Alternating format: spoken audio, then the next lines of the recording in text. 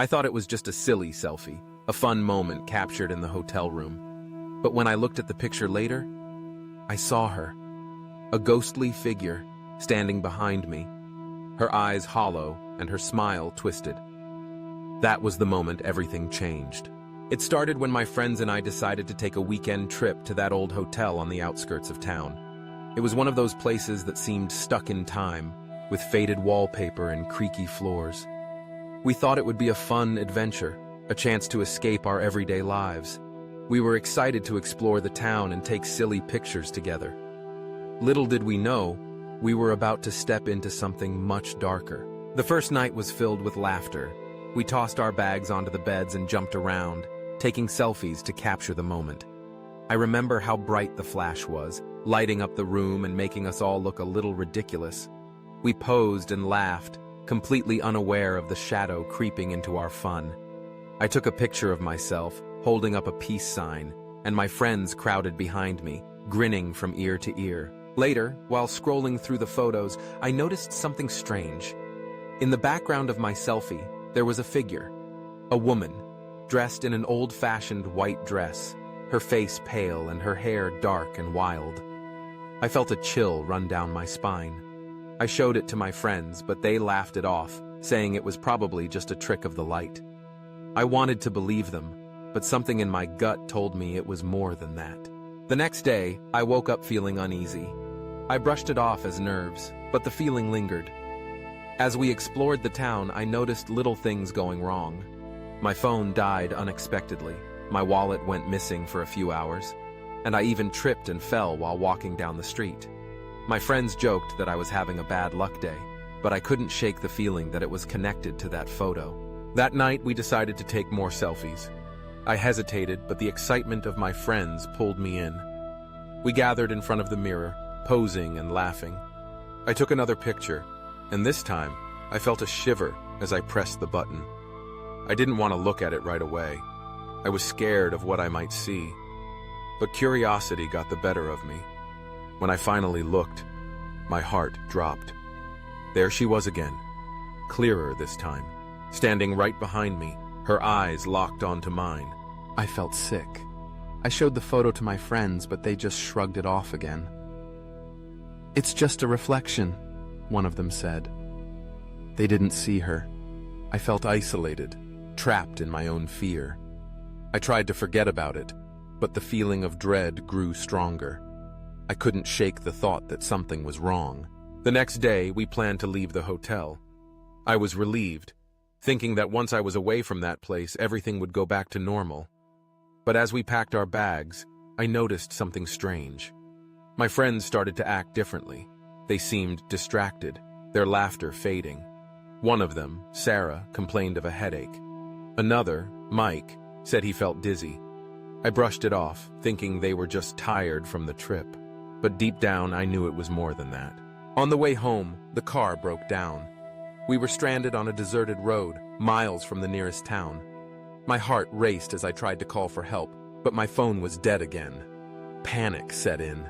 We waited for hours, growing more anxious with each passing minute. It felt like the universe was punishing us for something, and I couldn't shake the feeling that it was all connected to that cursed photo. As night fell, things took a turn for the worse. Sarah began to act strangely. She kept looking around, her eyes wide with fear.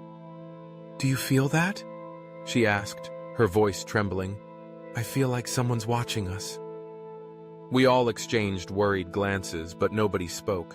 I felt it too, a heavy presence that seemed to hang in the air. It was suffocating. Then, without warning, Sarah screamed. We all jumped, and I turned to see her pointing at the woods beside the road. "There's someone there!" she shouted. We looked, but there was nothing. Just shadows and darkness. I tried to calm her down, but she was shaking, her breath coming in quick gasps. "We need to get out of here," she said, her voice rising in pitch. I agreed, but there was nothing we could do. We were stuck. As the hours dragged on, we began to hear strange noises. Whispers floated through the air, barely audible, but chilling. I felt a cold sweat break out on my forehead. I wanted to scream, to run, but we were trapped. I could see the fear in my friend's eyes, and it mirrored my own. I remembered the photos.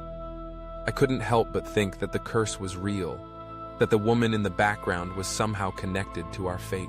Just when I thought things couldn't get worse, Mike vanished. One moment he was there, sitting next to me, and the next, he was gone. We called out for him, panic rising in our voices. "Mike, where are you?" But there was no answer. It felt like an eternity, but it was only a few minutes before he reappeared, looking dazed and confused. "I don't know what happened," he said, his voice trembling. I just walked into the woods for a second." The relief of seeing him again was short-lived. He looked different, as if a part of him had disappeared. The light in his eyes was dimmer, and he couldn't seem to focus. I felt a wave of dread wash over me. Something was very wrong. As we waited for help, I couldn't shake the feeling that the ghostly woman was watching us, waiting for her chance. I regretted taking those selfies, regretted ever stepping foot in that hotel. My heart raced as I thought about the stories I had heard about the place, about the people who had vanished without a trace. I felt helpless, trapped in a nightmare. When a car finally pulled up, we rushed to it, desperate for salvation. The driver looked confused as we piled in, our voices overlapping in a frenzy of panic. "What happened?" he asked, but we couldn't explain. All we could do was beg him to get us out of there. As we drove away, I glanced back at the hotel, its silhouette dark against the night sky.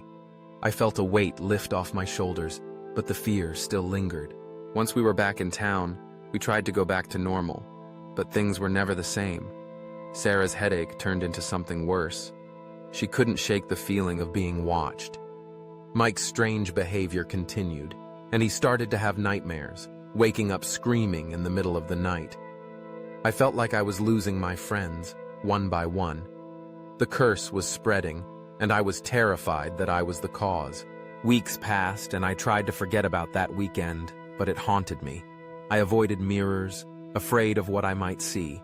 I stopped taking selfies altogether. I felt cursed, like a dark cloud was hanging over me.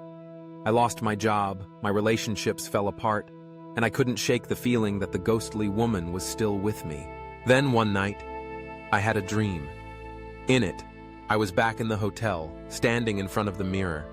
I could see her reflection, staring back at me with those hollow eyes. She smiled, and I felt a wave of terror wash over me. I tried to wake up, but I was trapped. I couldn't move, couldn't scream. All I could do was watch as she reached out, her fingers brushing against the glass.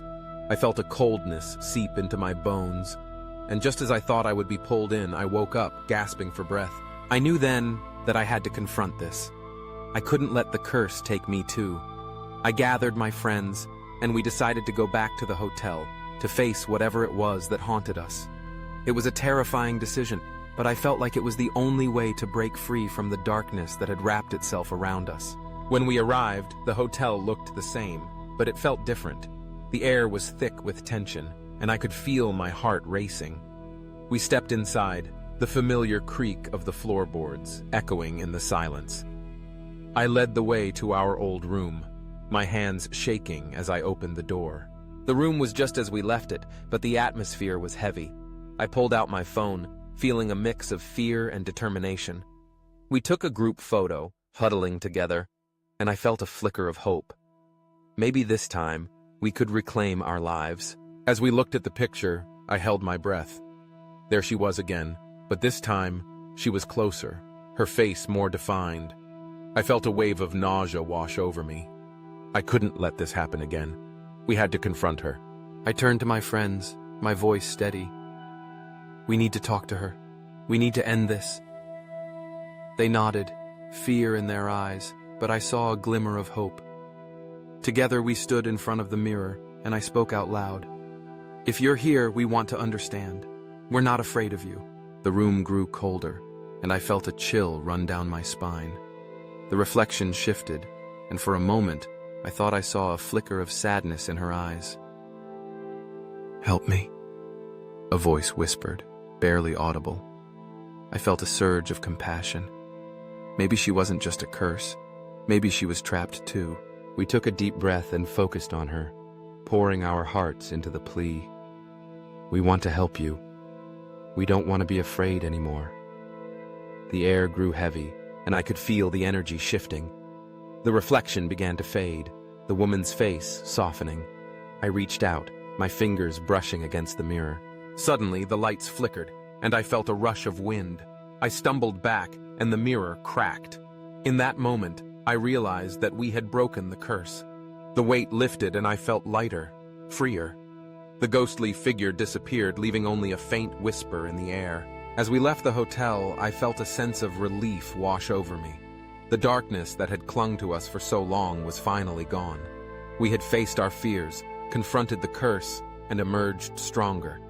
I knew that from that day on, I would never take another selfie without remembering the lesson I had learned.